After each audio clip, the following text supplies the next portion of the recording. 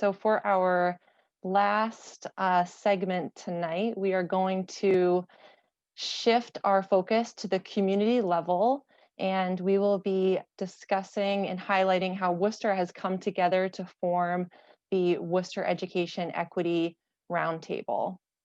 The Roundtable is a coalition of partners with a commitment to equity for historically marginalized people in our pre-K to 12 public education system. Founded in early 2020, the Roundtable values and centers the voices, experience, and expertise of Worcester's youth and their families, and actively works to build capacity for leadership across the city's education ecosystem. What I love about the Roundtable work is that it's equity-driven, it's data-centered, and it's student and community focused. So for this discussion, we are welcoming Dr. Mariel Novas, the Assistant Director of Partnerships and Engagement for Massachusetts at the Education Trust. Dr. Novas, along with her colleagues at EdTrust, convenes the Massachusetts Education Equity Partnership, which is a statewide initiative that inspired the founding of the Worcester Roundtable. And we also welcome Joshua Croke, founder of Action by Design, Worcester Education Collaborative Board Member, and currently our facilitator for the Roundtable, for which we are so grateful, Josh. So Josh and Mariel will share so much more about the initiative, and you'll hear how this work centers high expectations and a belief in the value of holistic education while tapping into the collective power of coalitions as a mechanism for change. I'll pass it to you guys. Take it away. Hey, everybody. It's so good to meet you. Super quickly, I just wanted to extend my introduction just a little bit. It's so great to see so many friendly faces from the Roundtable. I miss you guys deeply. So I grew up right here in Boston. I see you, Judy Kirk. I grew up right here in Boston and had the privilege of attending the Boston Public Schools for half my life. And then became a Boston Public Schools teacher after college. And so that really set me on a path of feeling what I would call almost a guttural calling to come back home and serve in my community and work with youth in particular, youth like me.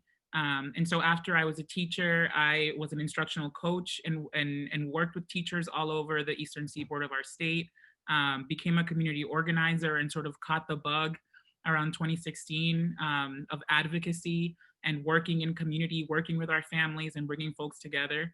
And that has only proven to be increasingly more important as the last 5 years have unfolded, and certainly currently. And so I am an education advocate, and as Julia mentioned, working with the Education Trust currently. Through that work, I convene with our state director, the Massachusetts Education Equity Partnership. And so I am super excited to share about my sort of, my wonderful 3 months with the Worcester Education Equity Roundtable, which again, as Julia mentioned, was sort of kind of modeled after or thought of as a local entity that could mirror some of the work that MEEP had sort of kicked off. And so, Josh, I don't know if you wanted to also say hello, since I know you've been here the whole time, but I just came in like 20 minutes ago. No, absolutely. Thank you, everybody, for having me. It's been humbling and an honor to step into Mariel's shoes as the facilitator of the Roundtable. And we have plenty private conversations about the future of coalition building, and I'm excited to talk with you more publicly about that right now. So this is the conversation that I would say is just deepest in my heart. And so Josh, I'm tasking you with waving me down if you're like, we're running out of time, we have things to do. So I'm gonna try to share a little bit about my few months with the Roundtable and sort of what we did, what structures we attempted to set up, and a little bit about sort of the mindset and philosophy of that work, which I think is just as critical in thinking about coalition building and power building in community. So of course, the partnership, the Massachusetts Education Equity Partnership, is a statewide coalition. We're comprised now of close to 35 civil rights, social justice, and education orgs. When Jen reached out and sort of with the invitation to facilitate this roundtable and kind of get things off the ground, I was super excited about it because my heart has always been in sort of local activism, local organizing. And while it is so important to have that statewide apparatus that can have that bird's eye view and we can talk across districts, it is absolutely critical that that infrastructure also exists in every municipality. And of course, having grown up in Boston, Worcester is kind of like, these are my cousins, right? And I was eager to learn a little bit more about the conditions here in Worcester, what was happening and how we could work together. And so I joined in the summer, and I really saw my work fundamentally as being rooted in three things. The first being, give me a second, building inclusion and cohesion. And I'm gonna go into each of these with some detail. Fighting what I call disempowerment, and developing collaborative practices. I'll start first by kind of pointing to the obvious, which is the world we live in.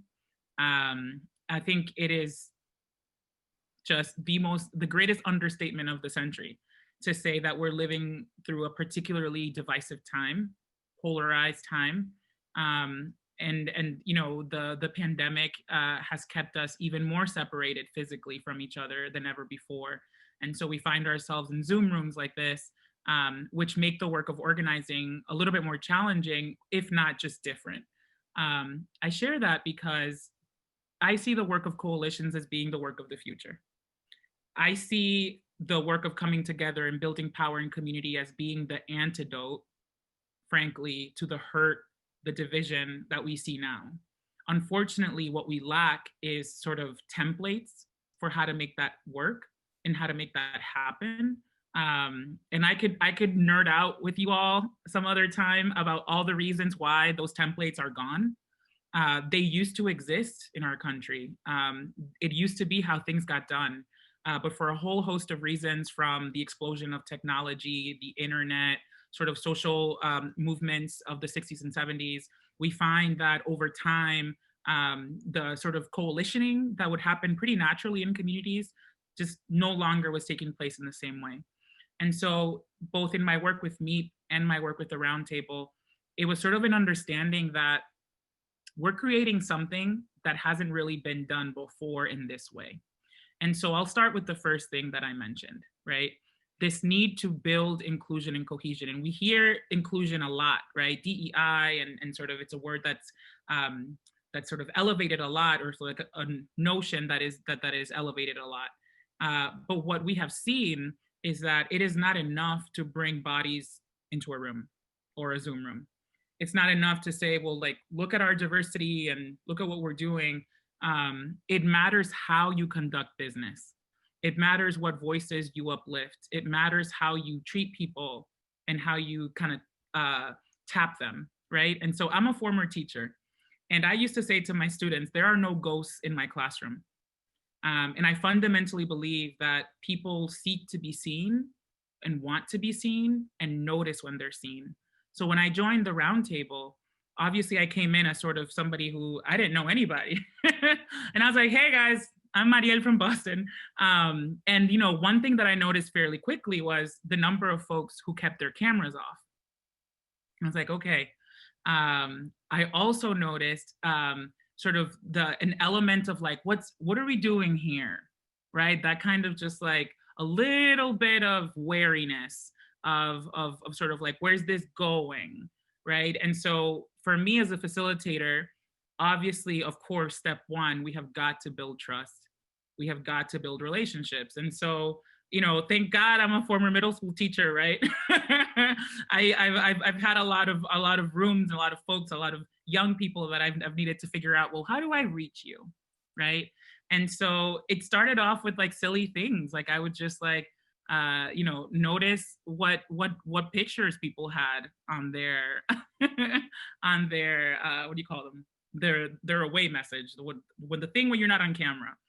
And I'll pick on Josh, right? I remember Josh's picture looking fabulous. And I would always, I think the first few meetings, Josh, like you didn't come on camera, right? the ones that Yeah, I was there. early on, it was Early on, right? But the few times he would unmute and speak, I'm like, who is this person? He has really cool things to say, or they have really cool things to say. And so over time, just kind of making sure I would say hi to everybody when they were in the room. Just like, and even if it was just like calling out their name, Kim Davenport, who I see here, has the best backgrounds, you guys, right? She's just like serene, pastoral scenes. And so, I would comment on those things, and in whatever way was necessary, just making sure that everyone knew that I knew they were there. And, was very intentional with pulling in all the different voices. What do you think? Or like, I would say, like, you just did something with your face. You don't agree. What do you not agree with, right? And I tried to normalize disagreement, and I don't think that's something we do often. I think we say, sure, guys, let's debate, but we don't actually invite that truly. I think people are frankly afraid of conflict, right? And so a lot of what we did in that time was just normalizing dissent, normalizing the fact that we are not always on the same page, and that is fine. That's actually what we want, right? We want all the different perspectives in a community to arise. We want to be able to engage with it, because if we, members of the roundtable are thinking about this or worried about this, there are going to be many in the community who think the same thing. And I know that sometimes it was, folks felt a little bit uncomfortable, like, can I actually say it? Right. And so the goal is to create the psychological safety within a container for folks to feel like they can show up fully. And so that was really a huge focus of mine. And then the last thing I'll say on that point is, there's always disparity in any room, right? I'm looking at this room now. There's a range of ages, a range of experience, race, background, connectedness to community, etc. But there's always sort of power that moves invisibly within a space. And so I see my work as a facilitator to make power explicit, right? So I will call out, who grew up here in Worcester? What do you think about this? Or I would say, who was around when this thing passed like 15 years ago? Can you give some context for what was going on back then? And I think it was helpful that I came from outside the community, because I truly didn't know a lot of things. A lot of things that perhaps those who are of the community kind of just take a little bit for granted, because it's kind of, everyone knows this. But for me, I was just asking questions and poking holes left and right, but kind of using myself and my own ignorance as a vehicle to normalize having questions and sort of coming forth with that. The second thing, and it's pretty huge, is around fighting disempowerment. It is, and I'm just going to say it bluntly, right? One of the mechanisms of white supremacy and sort of white supremacist culture, and I'm using this language intentionally. I know a lot of people feel discomfort with that language, but that is what it is. Sort of the notion that white is better, stronger, higher on the totem pole. One of the many things that evokes in people, particularly those of us who have been historically marginalized or excluded in some way, is a sense of lack of agency, lack of power, lack of voice. And unfortunately, there have been systems in the city of Worcester that have made it so that folks feel pretty disempowered to create change, to move the status quo. And that was palpable. And I was, any of you who are part of the roundtable, please feel free. I can't follow along in the chat because I'll get distracted from what I'm saying, but I know you guys are here. Feel free to comment on that, because, I named it pretty explicitly. And I'll be honest, the first time I named it, I was a little bit like, like, I don't know how this is going to go over, but I was like, you guys sound like you don't believe you can do this. And I'm letting that silence stay on purpose, because it's not just folks in the roundtable. I think it's a lot of us who, even though we are in it, even though equity is sort of bursting through our hearts and justice, there's a belief that we can't do it. And that sense of disempowerment that sort of sits in our subconscious is a byproduct of oppression. whatever, like insert oppressive system here, right? And so when a community experiences that level of disenfranchisement over time, yes, trauma, right? That's what happens. And so a lot of my work with the Roundtable was about how do I help us all rediscover and tap into our innate power? How do how do I and how do we remember what we are capable of doing together? And to do that work, it requires a lot of individual and intentional and collective sort of like praxis, right? Okay. I remember Lori Ross. I don't know if she's in the room. But she works at a university. The woman is brilliant. And there was one time I think she said something like, I just don't know. And I just like invited her into a conversation, like, Lori, what do you do every day in your classroom? Tell me about your story. Like, what have you done in the past? Right? And when one person starts believing in themselves, and then another person starts saying, oh yeah, actually, like I remember when Isabel said, I've been a community organizer for over 10 years. And I was like, Isabel, why haven't you shared that before? Right? And so like we all carry all these beautiful strengths, all these experiences, and yet we don't realize the ways in which oppression operates pretty silently and out loud, as we have seen, and it lands on us differently.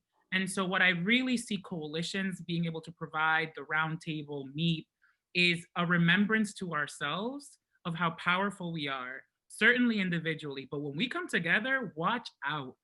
And I would always tell the Roundtable that wait until the city of Worcester knows about the work you're doing. Wait until they see what we are driving here and who's at the table and what we can do, right? And I think there are countless examples throughout history that point to that, right? When people start believing in themselves and pushing back. And then the last thing I will say is around developing collaborative practices, right? It is, again, I'm speaking from the I here. This is like very much my opinion, my belief. But what I have seen in a lot of spaces has been sort of, again, we're all together in a room and we think we're collaborating. We're really not, right? And there's a whole world of sort of research that exists. And thankfully, that's sort of the world I immersed myself in through my doctoral studies, which is how do we actually get people to team and to work together, right? And it connects to the first area of things that I discussed around building inclusion and cohesion and calling out power explicitly. But then you have to actually build the structures that allow people to work together, to debate. So we would go into breakout rooms and I would tell folks, okay, let's generate, like, what are the questions that we have? What are the what are the constellation of possibilities? Let's dream it. Let's figure it out. Let's get strategic, right? And what do you know? And what do you know? And what do you know? Because together we know a lot. And so really try to set up those systems of engagement, and then the systems to debrief, right? To make sure that those voices in the whole group still felt equally valid, equally valuable. And it was just a really, really beautiful experience, if I'm completely honest, to see, to be received with such warmth in a community that's not my own, and to just be wrapped and sort of, and I would always tell this to the Roundtable, like, I value your trust so much. You don't have to listen to anything I'm saying. Like you really don't, right? And folks did, and they trusted, and it, when I stepped away at the end of September, I thought long and hard about it. You can ask Jen in many different ways. She's like, you need to stay. But I really feel like local movements have to be driven by local actors. And so it's what I really wanted to create was sort of build the capacity of people in their own community to be able to drive that work forward. And in Josh, saw somebody who just a mind that I like can't even, and a heart that goes beyond beauty. And so I couldn't be more excited about where we left things off at the end of September. We had gone through sort of like the beginnings of organizing around an issue area, and had sort of started to think about, all right, what's our, like, given that this is the stake, the thing we're putting on the ground, what does it look like to move this forward? How do we get the community involved? What is our vision for impact, right? And so, like, really, really exciting stuff. So I'm gonna put a comma there, and I will let Josh pick it up. Thank you, all. Mariel. Humbled as always to follow you, and so value and appreciate you and all the work that you've done and helped support with the development of the coalition, the forming of those relationships. My passion is asking the question of how do we build inclusive innovation ecosystems by centering belonging and the cultural humility and intelligence in everything that we do. And feeling valued in these spaces is so critical and crucial. And thank you for making me feel that way. And also, I know that sentiment is echoed from so many others at the roundtable, hearts all around. And I think, it's not business as usual anymore. Like what you were saying, coalition building, so many of us are bringing our full selves to this space, and that comes with an emotional tax sometimes. It comes with heavy conversation, that comes with uncomfortable conversation and discussion that we are not all used to having sitting on, a work Zoom. But so much of this work is about our passion and our motivation and understanding and unraveling and trying to dismantle systems of oppression. And I really believe coalition building is how we do that. So thank you again for enabling that work to continue in Worcester and in the community. I think the other piece that you mentioned that resonates so strongly with me is like the community-centered approach to coalition building, of going to local actors, going to people who have lived here for their whole lives, people who have moved here recently, who are experiencing Worcester in a new way, and asking them to step up and lead, be at the table, and drive decision making. My work is around amplifying community power, and how do we do that? It's through relationship building, and then it's through doing the work. And by bringing so many people together, and Julia, I think you have a slide to showcase the incredible amount of partners that we have built in this past year for the Roundtable, is a testament to how powerful these coalitions can be in the work that we can do.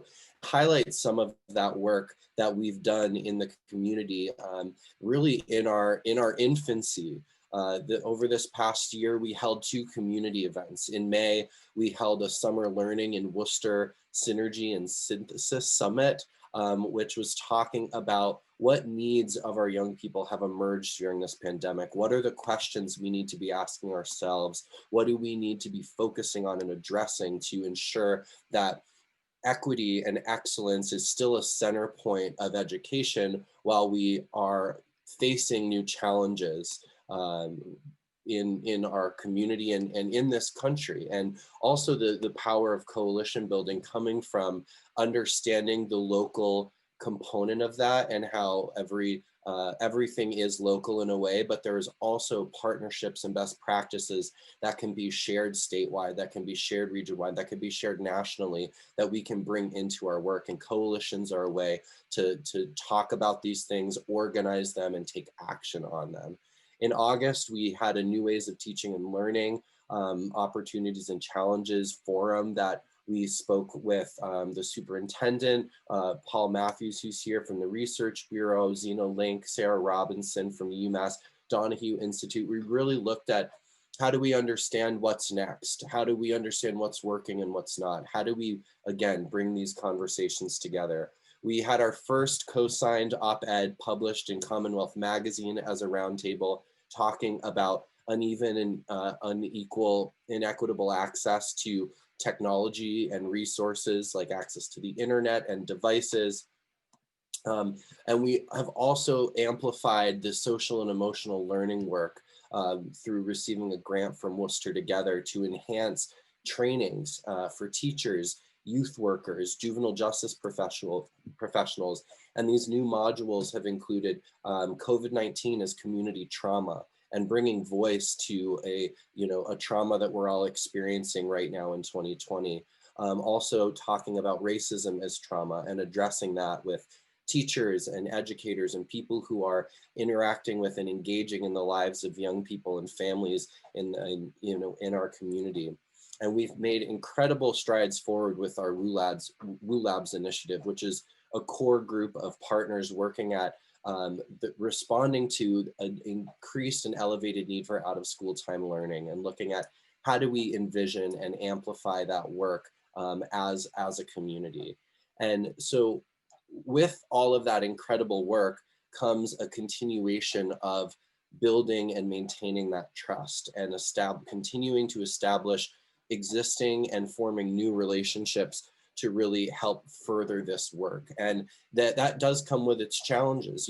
How do you keep a community engaged? How can we continue to define roles and expectations so people feel that they're a valued voice at this table and the capacity in which they're able to be there? And how can we really amplify that work and move that forward?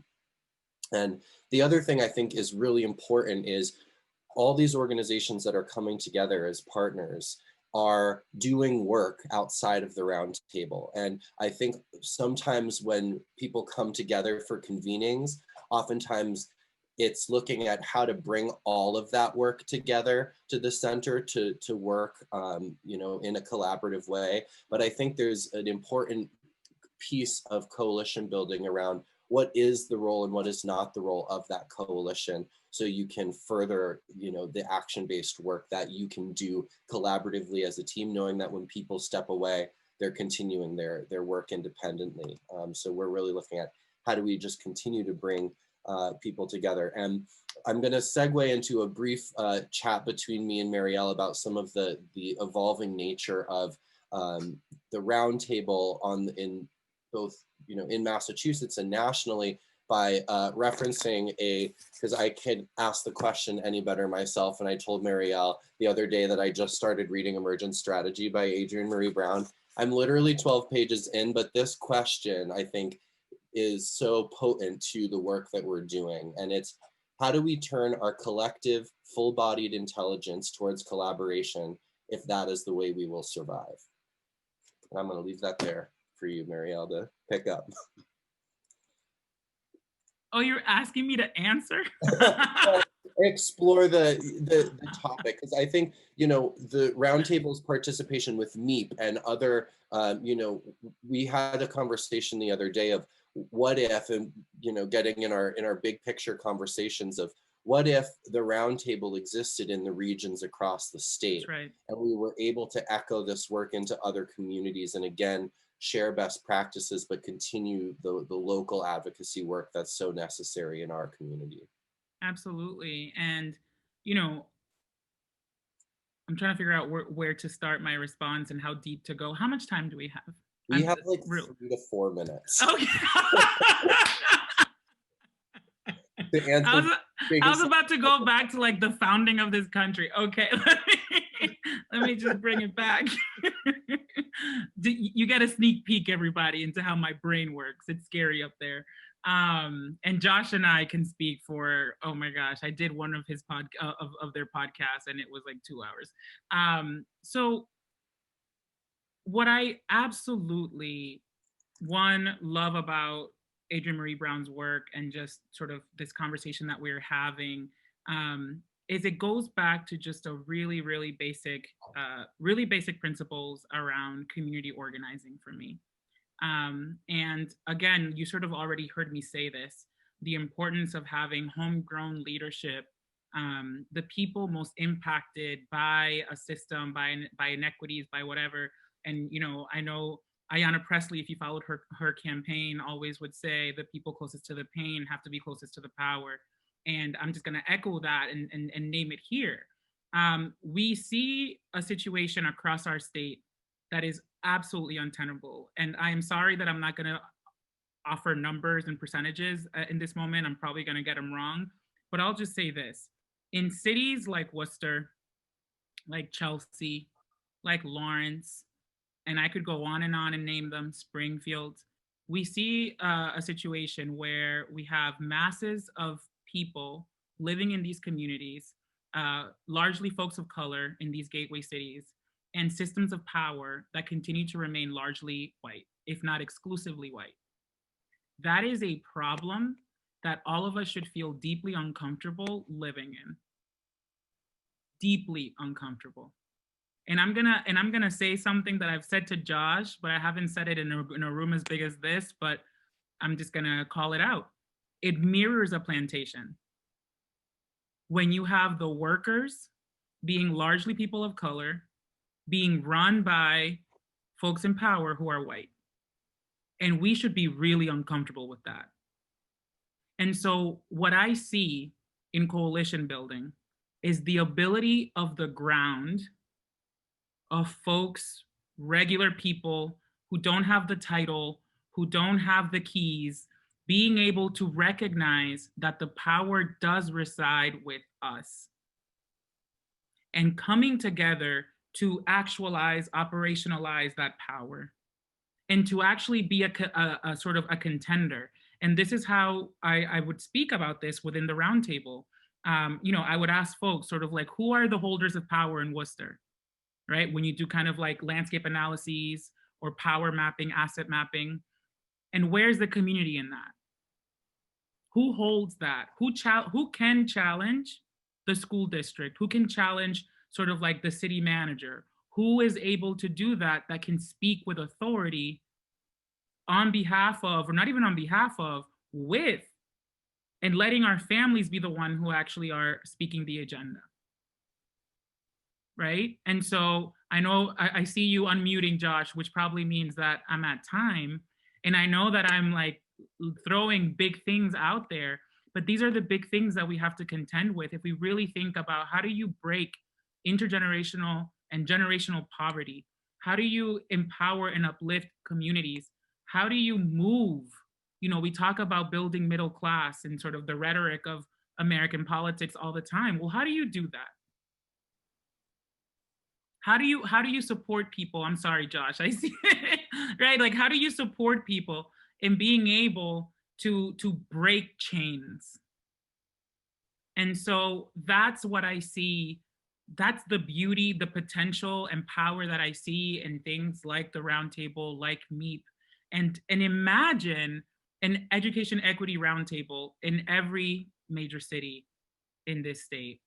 Imagine a Josh Croke being able to sort of shepherd a community of advocates in Holyoke, in Lawrence, in Brockton, and then being able to come together through organizations like MEEP to kind of compare notes and say, okay, what's happening over here and what's working, what's not working, how can we share resources? It's a completely different world, right? And so like, that's for me, the world that I wake up for. There have been many, many, many, many mornings this year when it is hard to get out of bed. And I know that I'm not the only one in that position, right? But the only way that I get to wake up in this body as a Black woman, as an immigrant in this country, somebody who, in so many ways has felt under assault by our own government. The only way I get to wake up and believe in myself and believe in my community and believe that there is a better tomorrow than right now is believing in everything I just said. So thank you guys so much for the opportunity to say what I'm saying, to be able to work with you. And again, to those of you from the Roundtable who are in the room, I love you all more than you know, and I think about you all the time. I'm right here. Things are just crazy, so I haven't been able to come back to a meeting, but Josh, I'll end it there, and I hope that our conversations continue. Absolutely. Thank you, Mariel, for bringing your honesty and like laying down truth that is so necessary to be talking about. For folks who have participated in and been a part of the Roundtable, thank you so much for your commitment and the work. And for those who want to get involved, please reach out to WEC, reach out to me, and we will connect you to this work. It is a community effort, and it is something that we will all do together. So thank you. Thank you. Okay, thank you, Mariel. We miss you, darling. Um, and as you know, you are always welcome. And we always, again, someone who I have notes that I hope I can read tomorrow. But we really do appreciate the radical truth telling and the radical belief in what we're all capable of. So thank you for that.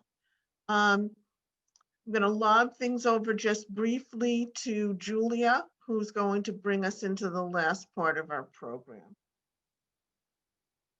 Thank you, Jen. Yes, thank you, Mariel. Thank you, Josh. Your leadership is such an inspiration. I can tell from all the chats, comments that I'm not the only one who is moved and humbled and really ready to go to work after your comments tonight. So we'd like to, before we close things out, we wanted to just make one more appeal for you to join in on the fundraising efforts if you haven't already. There are lots of different ways that you can contribute. The auction will be open until 7 p.m. So make sure you get any bids in before then. Encourage you to purchase a school supply kit through our Fund a Need initiative, which will provide a remote learning kit for a Worcester Public Schools student. And as you've heard throughout the evening, students really are at the heart of everything that we do at WEC. And this is a small but powerful way to support their learning through the winter.